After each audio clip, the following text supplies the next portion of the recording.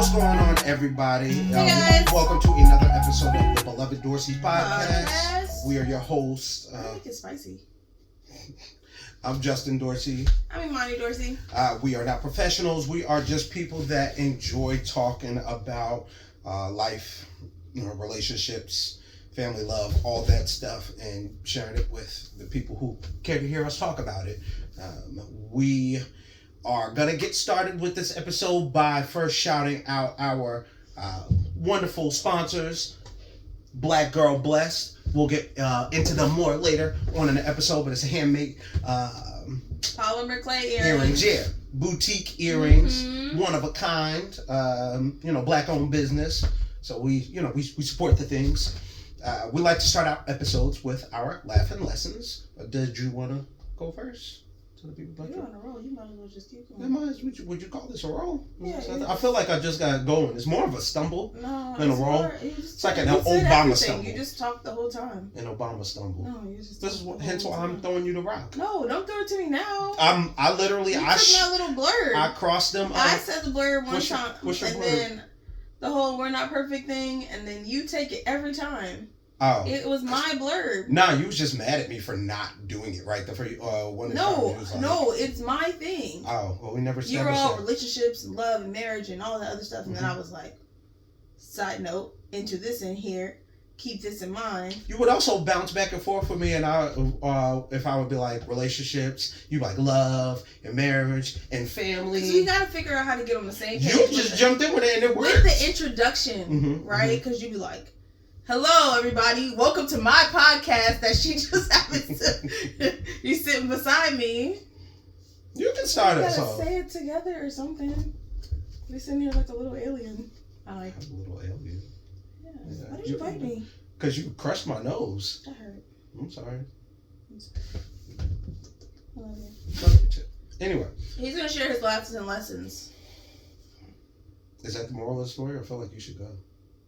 No. Okay, so my laughing lessons. We went to a comedy show. We have one of our friends, Hugo the comedian. I don't know what his full title. Hugo the comedian. Or comedian Hugo. I think that's what his name is on Instagram. No, it's not. Papa Wago. But it says under that the name it says is comedian Hugo, something like that. Anyway, went to one of his events and had a good time as per usual. Always get interesting folks that pop up at these things.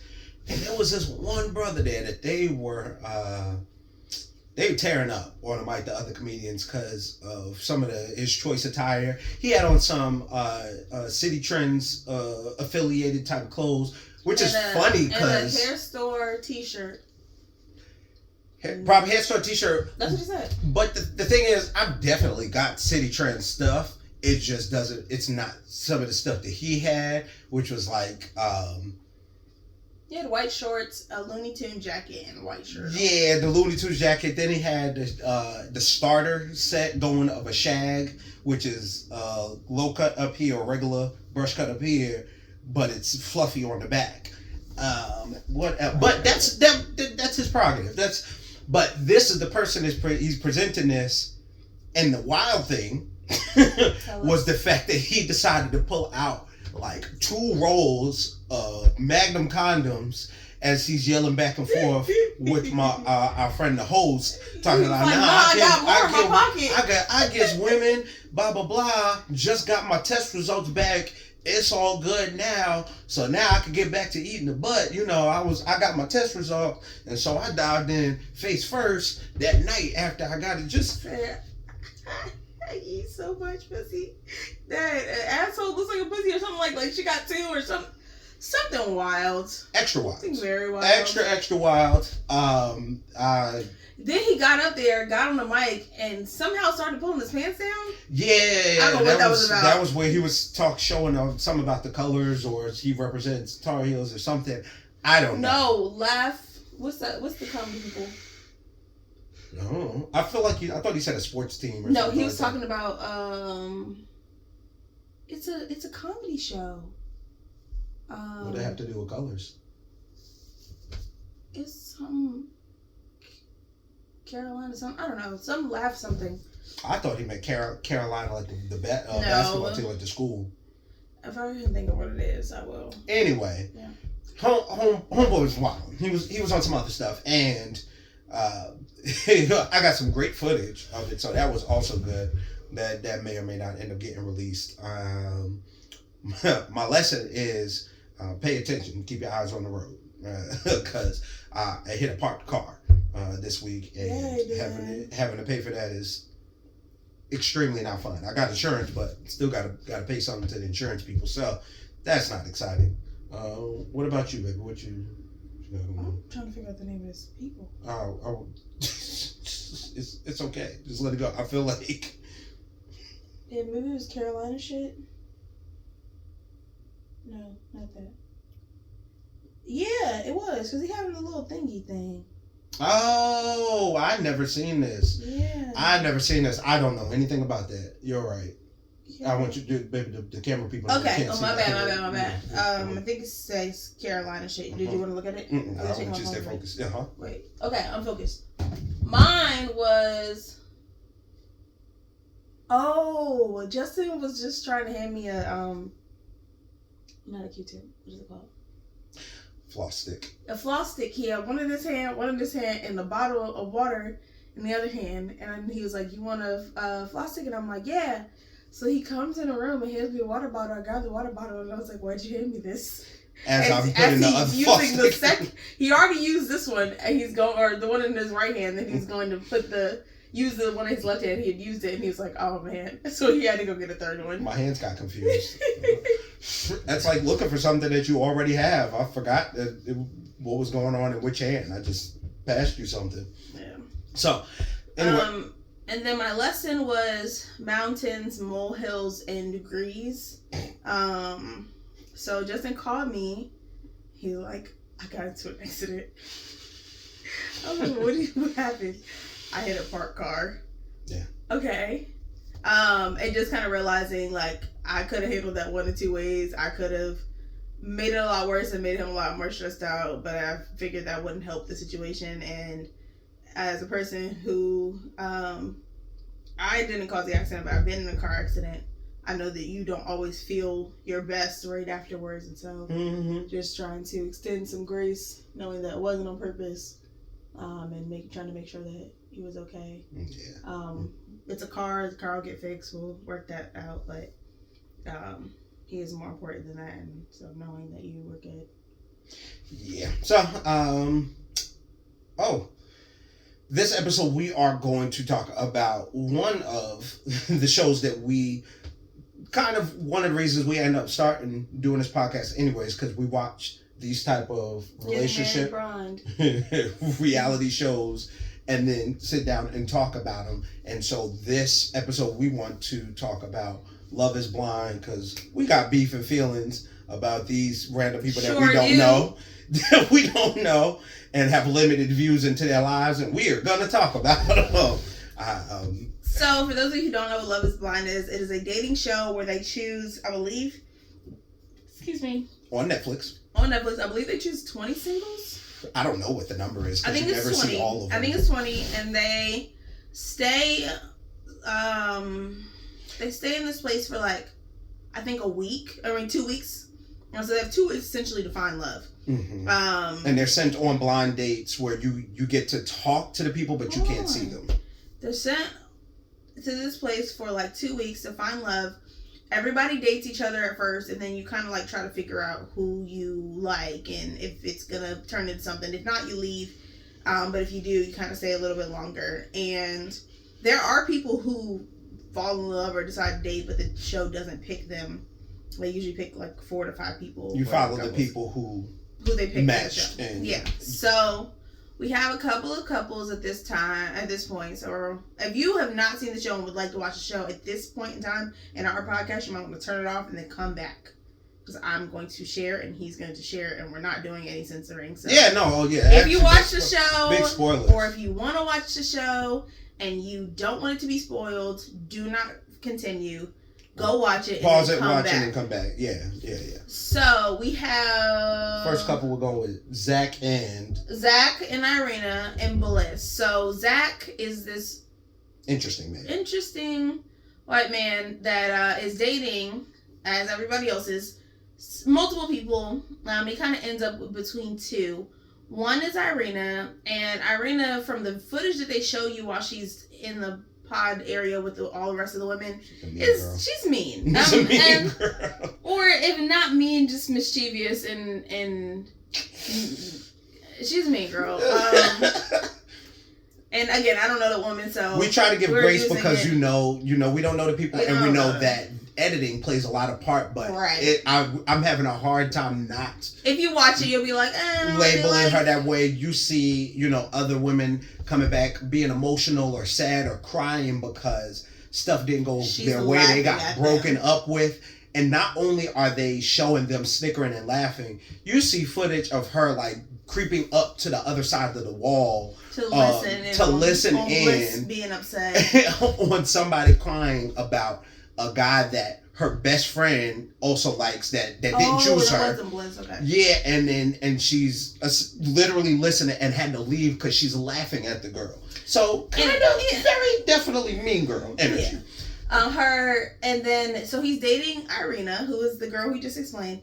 Then he's dating Bliss. And Bliss remembers his birthday. She makes him cupcakes. They just have a really sweet relationship, and he likes both of them.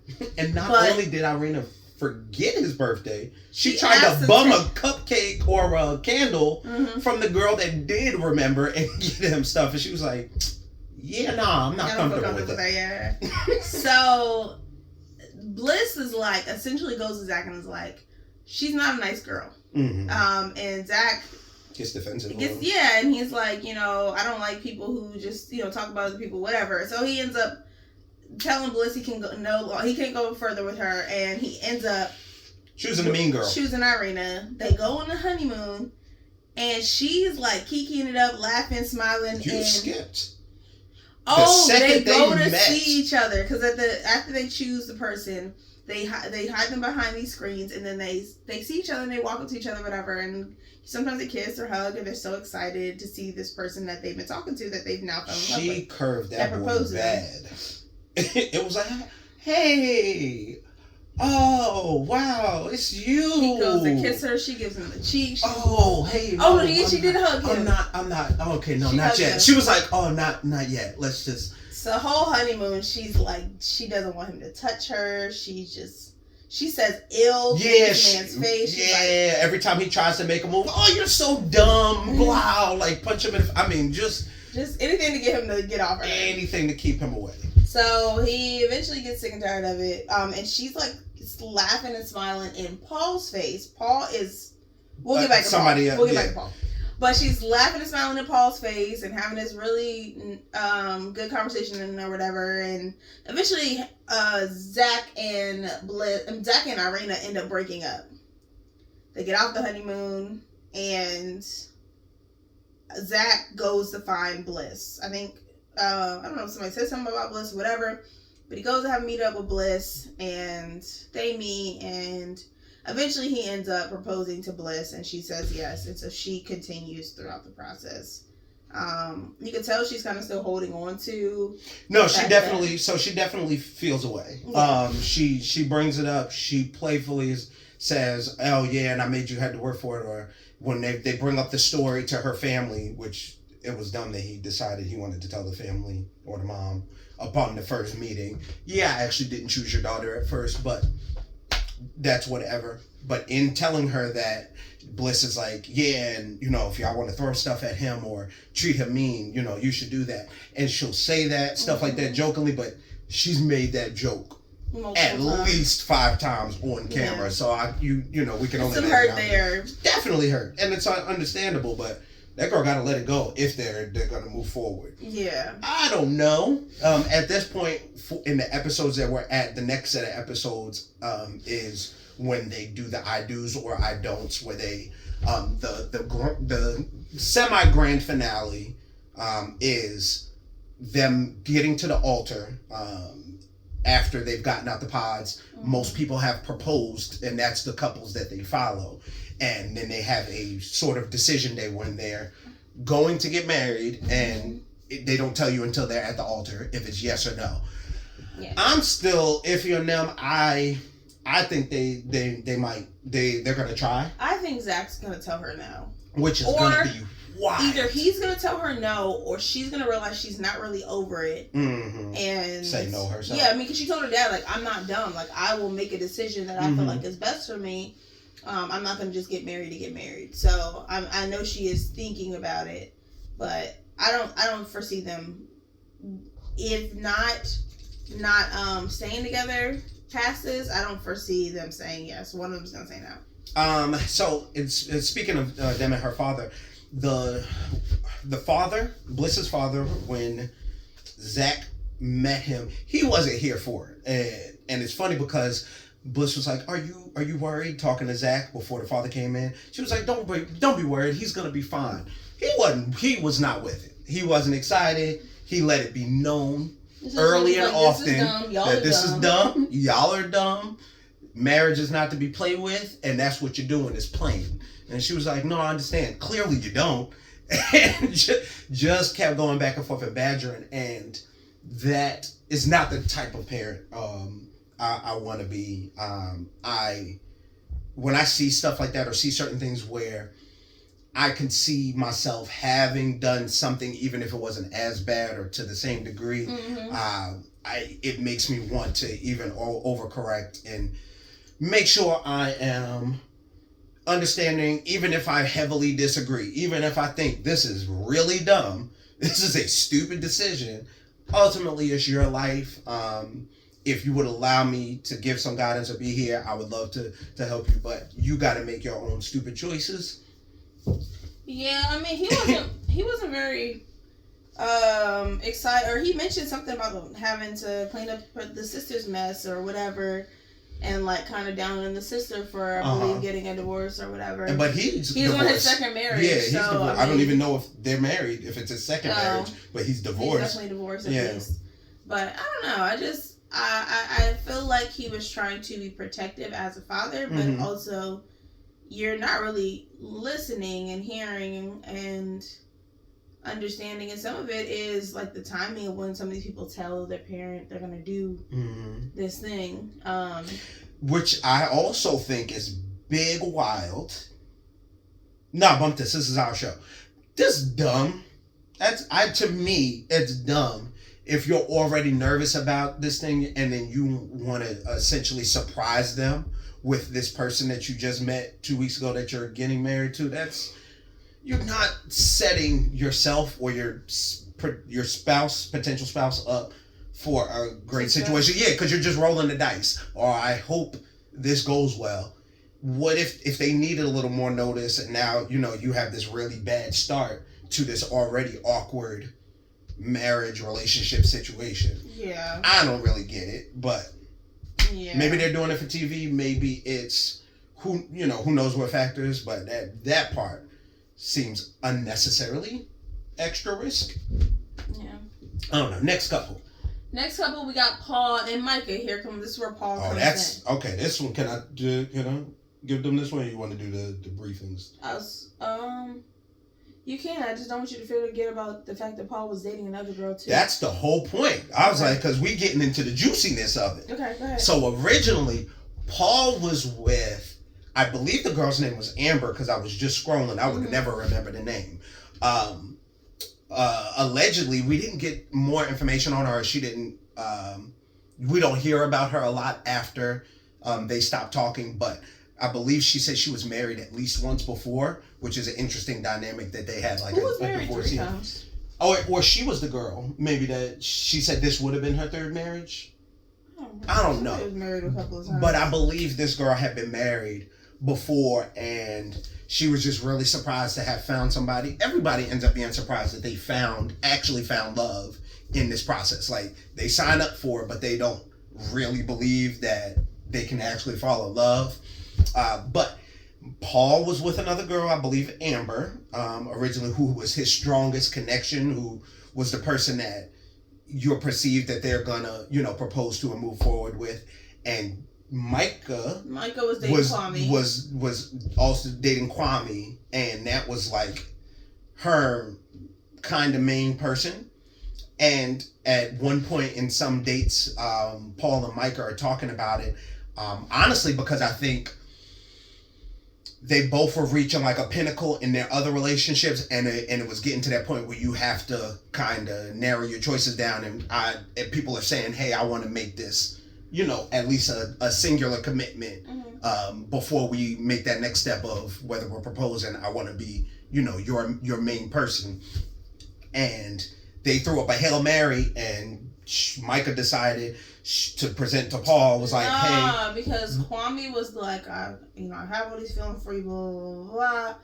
And she was like, essentially, like, I care about you, but let me think about it. Yeah, he put that pressure on. Was like, hey, I want to make this thing, like, I want it to be me and you. Then she gets back to the space with all the girls and was like, yeah, like, he's trying to make it a thing. And I'm like, essentially, relax. And it's interesting watching the tone that they have when they're talking to the person, and she was just like, yeah, I think I'm really feeling you too. I just need some time to think about it, and then get outside the pot. Yeah, man, he's sweating me. He wants it so bad. He was about to propose right then. But I'm about to go see what Paul's talking about. Yeah. He's who I really want. So and Irina and Michael were definitely being mean girls in the pod. And so, and when you see the two-sidedness, regardless of what the missing information is hard to not essentially judge these people or, develop this negative image of them. I'm going to have to find out some other information to not think badly about Irina or Michael, who's her BFF. So, which they met on the show. They don't know each other outside. They don't, but I'm not talking about their loyalty to each other, because that's a whole nother thing that we'll get to. It's hard to take Micah's saying that she cares about Paul. It's hard to take it seriously when you see how she acts, because essentially Paul proposes to Micah instead of Amber. Yeah. In the 12th hour. Yeah, they see each other. I think she makes some comment about his appearance or whatever, but she still, kind of likes him or whatever. And so they go on this. He's not her initial, like, the type, because he doesn't dress. He's a scientist. He's real simple in his dress. He looks like an Abercrombie & Fitch model to me. Like, he looks like one of the dudes you were seeing there, but style wise, real granola. I guess real simple, real. So they get to the little pre-honeymoon situation in Mexico. Yeah. I think they were in Mexico. Somebody was in Mexico, whether it was everybody was in, or was it DR? They were somewhere. They were somewhere out of the country. It might have been Mexico. And they Irina? Get to the little meetup thing where everybody's having like a pool party. And Irina's all in Zach's face. Not in Zach's face. Irina's all in Paul's face, Micah's fiance. And Micah's all in Kwame's face, who is Chelsea's fiance. And I mean, they are hand on the leg, hand to hand. So let's talk about that. Face. How long would you have been Chelsea? Were you sitting there? Why are you that far away? This man is brand new and dated all these other women. Sitting this close talking to this girl. I knew at any minute he was gonna fall into a kiss. He was giving her the deep eye contact, like they was about to make out. Ridiculous. And then hold on, they had not one, but two really long conversations. And I mean, again, he's like touching her hand and like yucking it up. She's touching on his face. It up. She's like, Kwame, buy us, or Irina's like, Kwame, buy us a drink. And he's like, yeah, nah. Then he's like, yeah. Then she go get trouble down. Let's all take shots together. It was too much. It was very. You engaged, bro. You asking like, oh, I felt this way about you. Did you feel this way about me? Oh my gosh, like y'all not. This doesn't sound innocent. Like they're just catching up. It sounds like they are plotting to be a sneaky link later. Do you think Irina flirting with Paul and Michael feeling the type of way about that and having to check her, do you think that is kind of her getting what she sold essentially, and how they played around like that? But I also feel like Irina was doing that, was also helping Micah with the whole Kwame thing because she wanted Paul, because she really didn't want her fiance. But no, she commented, and Micah made the comment that she wasn't necessarily attracted to him at first anyway. Yeah, right. So essentially, Irina and Zach, they broke up. So they get off the honeymoon, and Micah's confronts Irina because Irina was pushing up on her fiance. And now Micah does. Now she doesn't like Irina at all. Because they were mean girls together, but now you mean girl to my guy. Right. Nah, let's get into Your Paul. Favorite? Oh, okay, no, go. Let's get into Paul and this best friends. So they go Paul to and his best friends. No. That Micah and Paul go to Micah's best friend's birthday, whatever, at a bar. Yeah. Blonde girl. And she's introducing Shelby probably. She's introducing him, and they get to a point where essentially he goes to the bathroom. He's not feeling it. The Shelby and Paul are just like not really getting along, but not getting along. She said something. He's like, I don't care. And she's the best friend, and that everybody has to get the approval from this best friend. Too much. She was very much being too much, and also Michael was co-signing on it too much, or she wasn't checking her friend, and so. But then trying to check him because he was like, I don't care. Because he's not essentially bowing down to this girl he literally just met. That's coming in and like, well, if the new boyfriend doesn't impress me or whatever, I've shut many relationships down or broken up with people for her. Who is good for you not today? Who is gonna react well to that type of introduction? Right, and he wasn't intimidated. He was just like, I don't care. He wasn't rude. He was just like, yeah, nah. He was like, what do you mean, nah? He's like, yeah, I'm not doing it. I don't care if she likes me. And then they're both like so offended and shocked, like, oh my God. And so now the friend is very much against their relationship. Yeah, she don't like him. Essentially, because, again, like you said, because we wouldn't bow down to her. But to Micah's credit, she still is defending him to her friend. And even when they're at the bachelorette party and they're drunk, turning up, and the friend is saying how much she thinks it's a bad idea or she doesn't like him, she was like, look, this is the person that I've chosen. In this moment, as we stand now, this is who I want to be with, and this is who I'm choosing, this is where I stay. So I do give her kudos for that. She definitely sounds like, she is trying to make this relationship work. I'm still not very hopeful for them. I mean, she misses him like every 2 seconds. I don't know if that's a good sign or a bad sign. It's weird. It is the way they interact or whatever. Like when they keep saying we can't not be around each other for very long and without saying we miss each other. But it might be their personality, but it seems dry. Like when he left before their wedding, like he's leaving and not going to see her anymore.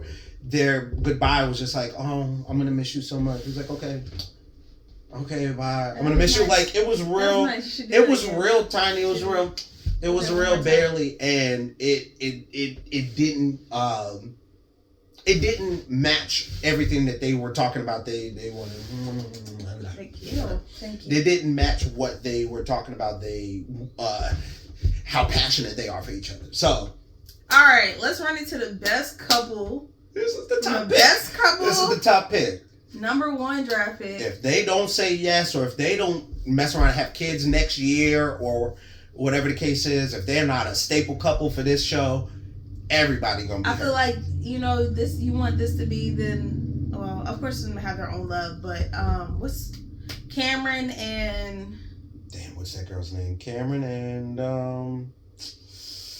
I don't remember her name. I can't. It's okay. But so Brett and So Brett and Tiffany are everybody's top choice. They are our top choice. They're the people on the show's top choice. They're the favorite couple. They haven't. Lauren. They're probably the oldest. Cameron and Lauren. They are the oldest people on this season, and they also seem to be the most mature. They seem to be the most balanced. So you haven't seen any drama that they haven't even been able to drum up or anything like that. Listen, I was skeptical because Brett is not very forward in his affection. He's not very emotional. He explains that later on that's how the family is, and the dad and the brother say the same thing. So it's like, okay, that makes sense. But you do see him still tell her that he cares about her. But you'll see her and she's just like, because she said I love you and he still hasn't said it. I don't know if he's. I don't think he said it. He may or may not. I don't remember if he said it yet. Now I feel like they're trying to mess with us because the previews, there wasn't a lot of bad Oh stuff. yeah, they'll clip something The random. previews make it seem like something bad happens between the two of them, and I feel like that's the way of trying to throw us off guard. Like, and I'm like, now I'm not having that. Like, just them clipping saying that, but he could be talking about a restaurant. He could be talking about a story from the past. Yeah. So we don't know. Shouldn't happen. This shouldn't happen on your wedding day. Like, yeah. What happened? You no got context. stain on your suit or zero context whatsoever. So we're rooting for them. We really don't have to run you through the they met. Really had multiple options. They met and they it was them. Yeah. They really had no other highlights that they showed them. Really interested in any other people. She fell asleep on him. Oh yeah. So in the pods, they're having this date. He's like sharing his feelings as she falls asleep. Now, according to her friends, they call her Sleeping Beauty because she be falling asleep wherever, just anywhere. But it looked like he felt away, and it looked like it was about to end the relationship, which would have been dumb. Yeah. But even at that point, we were invested. Like, oh, come on, don't fumble the bag.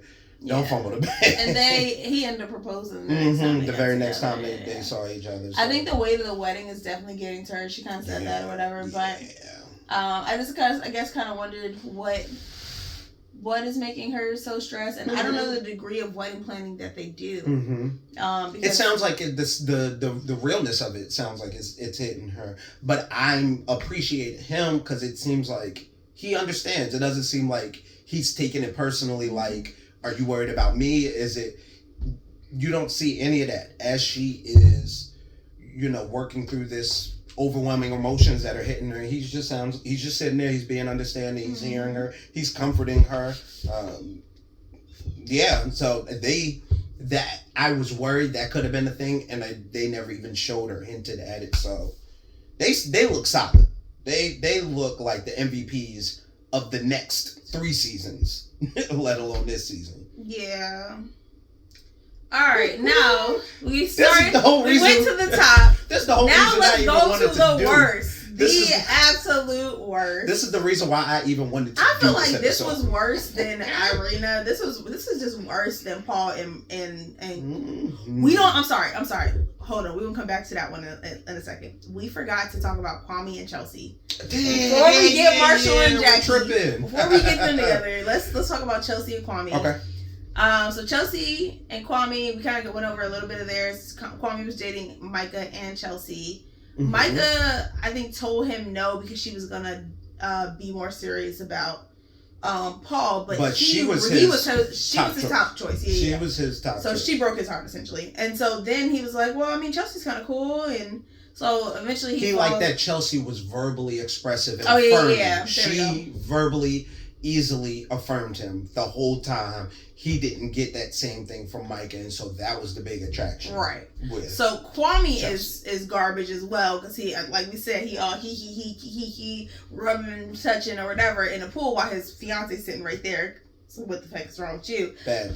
Just down bad. And Chelsea checks him on it, and I appreciated it. I appreciated her not being passive about it. She was like, "You need to figure out what you want to do, but that's not it."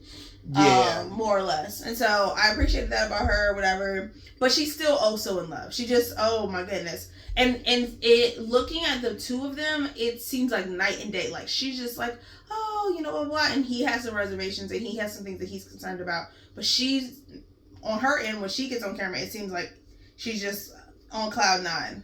So going back, I thought it was interesting that Kwame he's Ghanaian? Yeah, Ghanaian. But used to be a soccer, professional soccer player, all this stuff, but it seems like he's probably lived in America most of his life.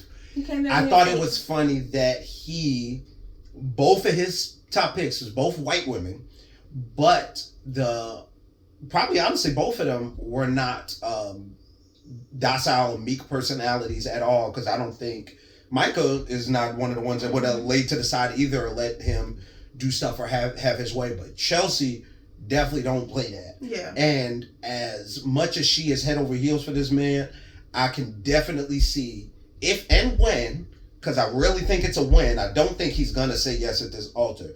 If and when he does say no or break this girl's heart, she going to be cold, stone cold at this reunion show. That man is dead to her. But yeah, she don't play. She let him get away or slide too much, in my opinion, at the meetups when he's kikiing in Micah's face. But she still checks him afterwards and has that conversation. Yeah. So we are gonna see, because his issue now with their relationship more so is because his mother is not co-signing on the show, on the process, and probably does not want him marrying this white woman. Because she wants him marrying a guy named Woman. Yeah. That's what it sounds like. And they're beating around the bush, but that is essentially what it sounds like. That's what she wants. And because he's very close with his mother, he is really having a hard time with this. Apparently his father supports it. His siblings are there, and they're real supportive. They're very much reminding me of SK's mom and stuff from last season, where they were very supportive of the other woman, even though they weren't from the country, that they're from. So I don't think they're gonna work out. She's definitely a yes. She's gonna say yes. She already said yes. I'm gonna say yes. She said yes, and then they cut the episode before Kwame could give his answers. The boy didn't write down his vows. He decided he's winging it. I don't even write down my vows because he don't know what he feels yet. That's why. How I felt in the moment, and so I care about you in the moment. So that's about to be a hot mess. I'm not very hopeful that they're gonna work out, and not to mention he can't get over the fact that he has to move, and my goodness, he keeps making jabs about it, but he's not saying what he needs. So she lives in Seattle, and he lives in Portland, which is apparently 3 hours away. 3 hours away, yeah. And so he lives there. He plays soccer there. He runs multiple times a week. Yeah. And I guess Seattle's a little colder than it is in Portland, and so he's like, I'm just giving up this. I'm giving up so much. You're not recognizing that. He never says. He never mentions anything that he wants her to give up. Yeah, or the compromise. Right. Yeah.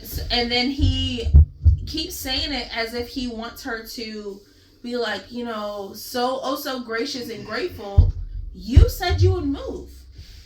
Like, if you didn't want to move, then y'all were going to have to figure out how it was going to work if she also didn't want to move. But you didn't leave room for that. You said you would move. So that's on you. It shouldn't have been a yes if it was a no. Yeah, he needs to say more words, whether it's he needs some kind of compromise or what he needs from her, what he needs to do, because he just keeps saying, you're not acknowledging this, or what is it that you need? I don't think she acknowledges that I'm giving up so much. What is it? What do you want? But in marriage, you give up things for your partner. Yeah, it's not always even, and that is that's a note for me to take into my next therapy session, because me realizing my issues with the reciprocity thing, and how I can see in some situations where I'm looking at what I'm thinking and how I'm feeling, and how I'm looking at, well, I did this and she's not doing this. I need to go talk to my therapist and figure out. Amen. Thank God for Jesus. Hallelujah. Glory. This doesn't seem manageable for every day, a day to day. I understand within reason. Yeah, if we're going long stints of time and I feel an imbalance that we need to fix, but every day we ain't gonna be even. It's not gonna be even. Some days somebody got to pick up more than the other person. It is, and I think I need to just talk out how the tools and just perspective. Tools and how do I look at this? I may honestly already have the tools. I just want to know: am I moving in the right direction? Do I work on it this way? Give me a little idea here. Proud of you for identifying that. Yeah. Reflective. I live in my head. So anyway, back to the stars of the villain of the show. Yeah. And the reason why I wanted to talk about this episode. So we bring to you guys Jackie and Marshall. Jackie, I don't remember her dating Josh at all. But maybe she dated Josh. I don't know. They didn't show it as much. They only showed it essentially at the end when she was talking about she had to make the choice between the two. That's when they really show. Other than that, we didn't even know Josh's personality for real. Right. We didn't know what it was. But she chose this Marshall and then betrayed him for 30 pieces of flowers. So she chooses Marshall. And Marshall, they get to the honeymoon, the pre-honeymoon situation, and Jackie freaks out. She's like losing it. She's crying. She's like, "This is nice." Before they got there, she's so between Josh and Marshall, Josh and Marshall were her two choices. She could never see him, but she knew Josh sounded more like the type she would normally go for, but Marshall was giving her things she never had before, emotionally and supportive and affirming and all these things. Now, Jackie is an undercover mean girl. we know this because we see her interactions with some of the girls in the meetups. Yeah, she's like, "Oh, you know what's going on? What's wrong?" She's like, then she goes and says something two-faced. Yeah. So they get to the pre-honeymoon situation. And Jackie's like not able, you know how like when you, or I don't know if you've ever been in this space, but being in a toxic space for so long that when something good happens, they don't know how to take it. And so she's like essentially freaking out because she's like, this is nice now, but then I have to go back to reality, and reality is so bad, and I have to take care of all these people and family. Yeah, so she's like freaking out. Say, I'll be the one to mess it up. I know you're not going to be. I'll probably be the one to mess it up. What does that mean? She tells him essentially that she runs. She tells him that she self-sabotage. She tells him like all of these things. And he's being so supportive. He's talking to her. He's holding her. He's checking on her. What do you need? How can I be there for you? Blah, blah, blah. This is Marshall the whole time. Like Marshall is consistently caring, consistently like loving, just like, you know, what do you need? How can I help you? How can I, you know, do this better? Blah, blah, blah. So they get to, they're dating. Somehow they hit like a little bit of a rough patch where they weren't really agreeing. And they go to this meetup with the couples at a bar, and Josh shows up, and he's... you skipped their issue. She's they apparently had some argument at because she wanted nighttime, him to be and she told him essentially she needed him to boss up. She needed him to boss up, I think is the quote. But she said, we're not having sex. I want you to be more aggressive or whatever the case is. And we don't know the exact play-by-play because they're telling it to us after the fact. But apparently he left the house for a couple of days. He said he left for a day, but then when she ran it back, she said 3 days. Yeah, so he said last night I left. We don't know the specifics, but he left because he felt hurt by her essentially questioning his manhood. And it sounds like this is something that he's heard before, being a more emotive, expressive guy and not having this harder exterior, aggressive, whatever exterior that he's been questioned about, you know, being tough enough. And he, instead of reacting, he decided to leave and stay at his place. But that was their big issue, and that's the thing that keeps coming up. So fast forward to them. They go to this meetup. But they come at different times, right? They come at different times. So they didn't come together. He gets there, and then she comes later. She has him like some jumper that has spaghetti straps. But it's cold. They're still not in a good place, but he's trying to I don't know. Yeah, he still wants his girl. He still wants the girl. So he goes and puts his jacket over her, and she's like, "You're messing up my outfit, blah, blah, blah." Fast forward, Josh shows up. Josh being mad, loud, and annoying. And this is her first time seeing Josh, yes. I think. Yeah. She knew his voice when she saw him, is what she ends up saying later. But he gets there. He's like all in everybody's face. He alludes to Marshall that he has feelings for Jackie, and he's like, "Yo, what?" Then he apologizes to Marshall. Yeah. But then proceeds to go holler at Jackie in the corner somewhere, and they have a conversation.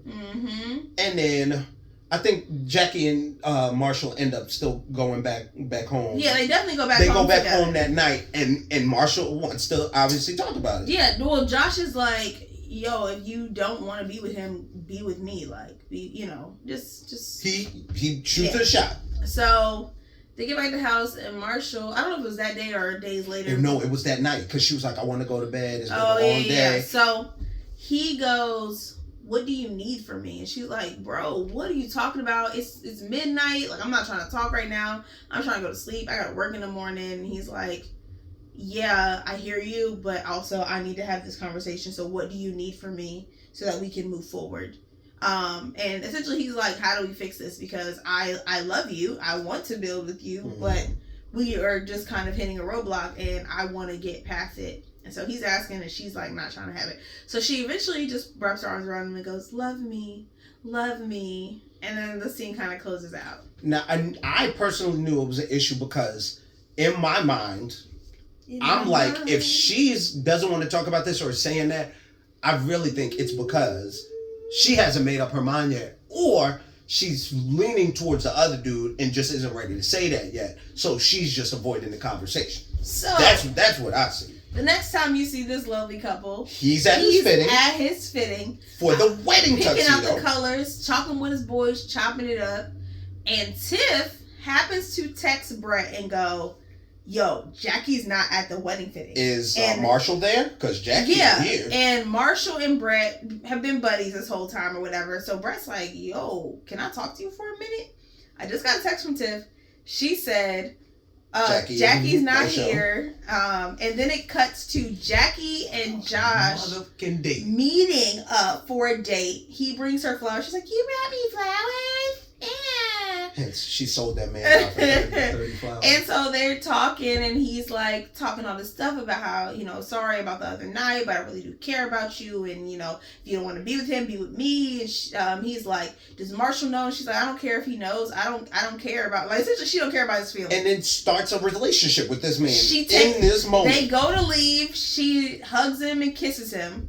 Mind you, she is not broken up with Marshall at all. Verbally, anyway. Or officially. No text message, no nothing. No, it's on. He don't know. Thinking she's going to go be at the wedding dress fitting because he loves this girl. And he's like, well, it's just a rough patch. We're going to move forward. So she does all that. Then it shows Marshall and her at the house. And Marshall comes in wanting to talk some more. Like, hey, we need to talk about this. So you wasn't at the dress fitting. What's up? And she like, yeah, because it's over, and she didn't exactly say that, but essentially she's like, yeah, because it's over, I don't want to be with you. I told you I needed this, you gave me that. Essentially called him soft and that it wasn't going to work out. And he's like, all right, well, I want the ring back. She's like, well, you're not getting that back. And he's like, another wild turn. Forgot about that. Why and how do you think you get to keep the ring? You decided you ain't want this man. That's a wild man's heart stance. and keep his ring? Wild. Fine, take it, and every time you look at it, remember this dumb decision that you made. And she was like, okay, because she's not going to keep it. That girl's going to pawn that ring and get some money back for it. You are out your rabbit behind mine and you think that she is going to keep that ring and wear it. Whatever. So, Marshall's stock went up because his DMs got to be on fire. I mean, the man was just, are you okay? Like, I'm here for you. I love you. Like, it's okay. It's going to be okay. He's like, I get to work from home, so I get to get up in the morning extra early, cook her breakfast before she goes to work, because that's what I do for my woman. He said it, and he made sure he got off whatever he wanted to say or something. He wanted to say. He didn't just, let her off. I'm sorry about that. And dismissive. He said, this whole relationship, he said, you said I'm too much. You haven't, I never asked anything. He said, I've done everything. It's like, when you've needed something, this has all been about Jackie. When you needed something, if you need support, I've been there. I've been here for you. I've been listening. Whatever you need. When have I ever asked you to do anything? And the one time all he asked was, what can I do for you? He asked that question. Or what do you want? Yeah. What do you want from me? Or what do you want to do? What can I do to whatever? And she didn't want to talk about it. And that was him asking for too much. His only ask was to please her. Garbage. Absolute garbage. It's funny because there's such a large cry from women about trash men that are probably more likely like what Josh is going to be. I can't say because we haven't seen anything, but I would take an educated guess and say he's probably gonna dog her out. In my honest opinion. But then you got somebody like Marshall who is doing all these things and is such a, you know, emotionally mature, and he's like 25 or something, 26. He's not even, you know, a very, you know, older mature man, but he's very emotionally mature, very expressive, very caring, and seems to have probably dealt with a situation like this more than once, where because he is he was like, because I wanted to fix you. Well, okay, I didn't mean to say it like that. He said, I saw you as a project. And I came in, I knew I was going to have to fix you. So, oh, I'm a project. You said, I misspoke. Right. That's on me. Let me take that back. I saw that you were worth working with and working through whatever problems you had. She was like, all right then. Yo, I feel like, and I could be wrong, I don't know this man. I feel like Josh was trying to get screen time. I could be wrong. If you agree, please let me know. But I feel like Josh was trying to get screen time. I feel like he already realizes that once you get on these shows, people see you and then they want your attention. And so I feel like it was a way for him to up his maybe that I feel like maybe it was partially pride of he let Marshall punk him out of, you know, going after the girl he was trying to holler at, and now he done seen her. It was just like, oh no, I'm definitely finna go talk to this chick. And not that he's not necessarily head over heels in love. He's just gonna profess feelings. I'm trying to see what's up with you. You know, I mean, why not? Yeah, I don't know. And then so they break up. It's very garbage. It's very trash. Now for big villain energy. I definitely love that. This wasn't going to happen after they got married because they're getting married. Yeah. So shout out to Marshall for being able to move forward and kind of essentially dodge the bullet. And then she says something along the lines of, maybe it's me. Maybe I'll date Josh. Maybe I won't. Maybe I just need to take time to work on myself. And I really wish she would have figured that out beforehand. But also, you know, if you're just not figuring out that you need to work on yourself, good for you, sis, because you figured it out. It only cost that man his feelings and heart and dedication. Yeah. Introducing you to his family and all of this nonsense. She definitely fumbled a bag on that one. Yeah. I'm anxious to see how this works out for her. Yeah, the weddings are coming up. I'm in her relationship with Josh because they're not getting married. She specifically said date Josh for 2 seconds if she does date him. Internet gonna tear her to pieces though. They already have. I'm gonna make a video later, a separate video talking about her because but I think that's about everybody. This was a very interesting season. I don't know if I like when Netflix batches the episodes. Oh, of but course I like not. it better than just seeing one episode. Yeah, I mean, nobody's gonna be happy that they don't get all the episodes, but I still will take batches over one episode at a time. Yeah. But yeah, thanks for sitting with us. I have no other idea how long we've been talking. Oh, I'm sure it's been a minute. Let's see. Date idea, which is how we usually close our episodes. Take your partner out to a comedy show because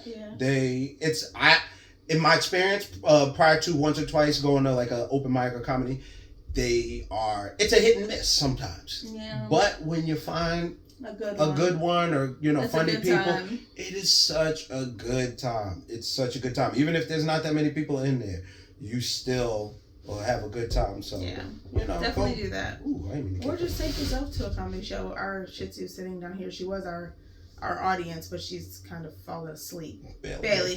Bailey ain't audience of nobody. She was producing the show. She was sitting there watching. She sat up and everything. Now she's falling asleep. You want to shout out our sponsor? Shout out to Black Girl Blessed. You can check us out at www.black.girl.blessed. That's www.